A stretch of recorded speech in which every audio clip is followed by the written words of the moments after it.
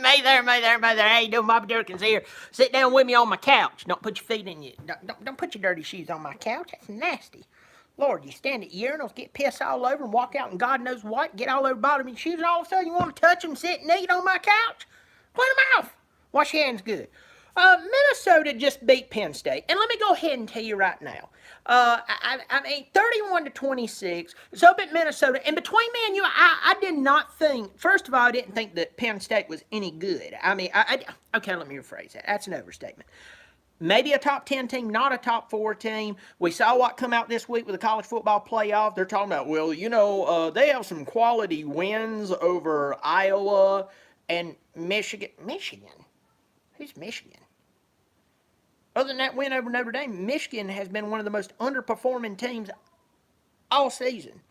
Yeah, their cheerleaders are pretty hot. That's why we put them in the top 4. Then Minnesota, who, between you and I felt like they were going to lose this game because up to this point, who had they played? It's the truth. If you're a Minnesota Golden Gopher fan and you're sitting there, I don't know who his redneck is, I'm Bobby Dirkens. I will have to tell you, you won the game. Congratulations to you. Us Clemson fans was hoping you would win the game. To go ahead and show all of these college football playoff committee members, that the majority of them obviously doesn't know what they're doing. Penn State should have never even sniffed the top 4. And then they had y'all at number 17. How does that happen? I will tell you this.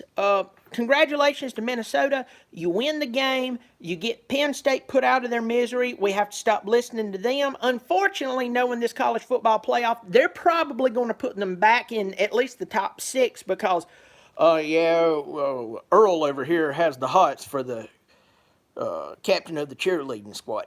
That's how they're doing things. They've already proven in week 1 that they don't know what they're doing. At least the majority of them don't know what they're doing. And if they're just conceding to the others because it's the first week, this week you got your bloomers pulled down and popped in the butt. You've been embarrassed. You should have never had Penn State in the top 4. And if you did, you should have had them at number 3 and not number 4 because your reasons for keeping Clemson out would be the same reasons that you would move at least Bama to number 4. So, much respect to the Crimson Tide, but that's just the truth. This point, LSU, Alabama's coming on. I'm going to go ahead and tell you all this. I've been saying this for weeks, and now the rhetoric has changed in the multimedia, all this big media. Now, all of a sudden, listen to me. All of a sudden,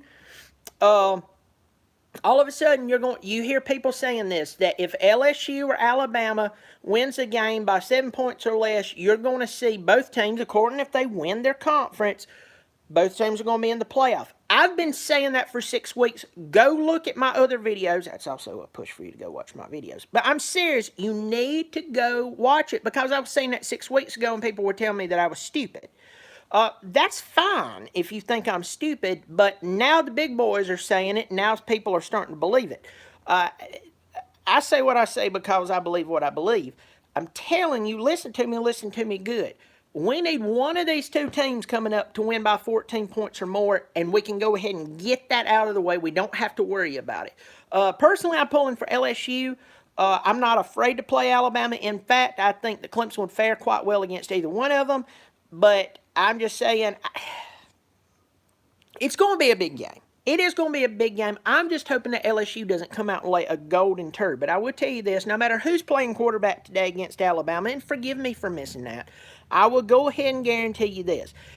If they continue to get to them, my friend, they are going to win the game. LSU will win the game. Somebody just commented, hey, bro, Clemson's nowhere near the team they were last year. Other than the 4 on the front and just a couple of players, they're the same exact team that they were last year. They're putting up better numbers this year than what they were, except for one game, and that's what we're getting punished for. One game. Go look. If you're a statistics person, go look at statistics. Even the year we won the national championship against Deshaun Watson, we almost lost to Troy at home. We won by 3 points. We also barely beat NC State by like 2 points. So if we're talking about history, if we're talking about even last year, there's been some close games, bro, that I hate to tell you. It's the truth. This is just the media feeding everybody what they want to feed them, trying to get y'all to believe what you believe. The ACC, you are right. The ACC is weak. But except for about 2 teams in the SEC has some better teams than the ACC. I do agree. But they're not just, head and shoulders above. I mean, my God, come on. My God. I mean, Georgia, do you really believe Georgia's that good? They're hitting their stride. Oh, God. Just go throw that off a cliff somewhere. That's fine. They said the same thing about us last year. I know this is not last year. And then you saw what we did. We humiliated everybody, including the media. Well, I'm Bobby Dirkens. I'm about to watch this LSU game. You want a prediction from me? I really don't know what's going to happen. I'll say this. I have a lot of respect for both teams. I think that LSU will win the game by, unfortunately, only 3 points, which whoever wins their conference, I'll put both teams in. Coach Ty asked me, who do you think is going to coach Florida State? I don't know, but they need to go pick a good one this time. They need to pick somebody who is not about to retire, by the way. So if you're going to sit there, if you're going to sit there and say, well, they should hire Bob Stoops. Bob Stoops left a team he was there for, 15, 16, 17 years. You need to let that go. You need to let that. You don't need to go hire him. Urban Meyer will be a good hire. I just don't think he's going to do it. Somebody says not Deion Sanders. Definitely not Deion Sanders. Deion Sanders was a fantastic football player. Now he just goes around, talking football, and that's it. So somebody said, do you think it would be one of the Clemson coaches? Between you and I'll tell you this. This is what I think. I believe Venables is going to stay where he's at. A lot of people don't know this, but Brent Venables, not only does he have a son on the Clemson football team, he also has a son who's a quarterback for the high school there in the Clemson area. It's actually a school called Daniel High School. DeAndre Hopkins played there. Grady Jarrett played there. Shaq Lawson played there. A lot of really big talent had played there. But I will promise you, you mark this down, though he would be a great hire, I believe Venables is going to stay there. Also, I don't think any of the Clemson coaches really wants to go down there and take over that mess at Florida State. If I would take a guess of anybody that would probably coach at Florida State right now, just be quite honest, I really don't know. Maybe they can get an Urban Meyer. If they go and hire Bob Stoops, I really don't know why they'd do that. It really does not make sense to me. Well, I'm going to go watch this game. I believe LSU wins by 3 points. I hope either one of these teams win by 14 plus, so we can go ahead and put only one in the playoff. By the way, a bunch of people said you love my coach's videos this morning. Thank you so much. That's very kind. I appreciate it. My wife, Bonnie Dirkens, is going to start an at-home show. Listen to me, an at-home show.